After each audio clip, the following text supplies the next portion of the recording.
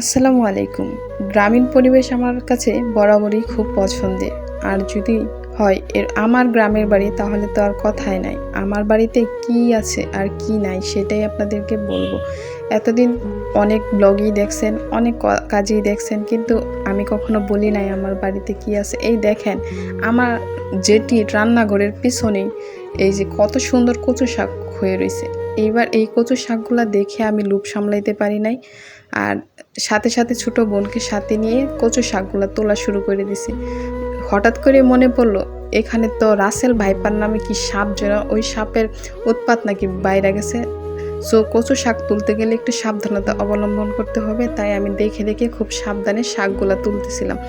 আর ভিতরে শাকের যে মলিনতা, যে সফট একটা সবুজ আকার ধারণ করছে, ওইটা দেখে আমি লোভই সামলাইতে পারতেছিলাম না। সাপের কথা ভুইলা যায়া একদম ঝাড়ের নিচে ঢুইকা গেছিলাম শাক তোলার জন্য। হুট করে মনে পড়ে গেল এখানেও সাপ থাকতে পারে, তাই এক দৌড়ে চলে গেলাম উঠানেও যায় দেখি ওইখানেও শাকে ভরপুর।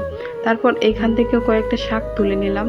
তোলার পর নিয়ে আসছি এবং এগুলাকে বেশ ভালো করে মজা করে আজকে রান্না করে খাবো। ঈদের কয়েকটা দিন গরুর মাংস খাইতে খাইতে বোর হয়ে গেছে, তাই আজকে শাকগুলাকে খুব ভালোভাবে নিজের হাতে রান্না করে খাবো। এই দেখেন কত সুন্দর শাক, নিজেই কাজ করে এগুলাকে মেক করব এবং অনেক ভালোভাবে সুস্বাদুভাবে খাবো। ধন্যবাদ সবাইকে।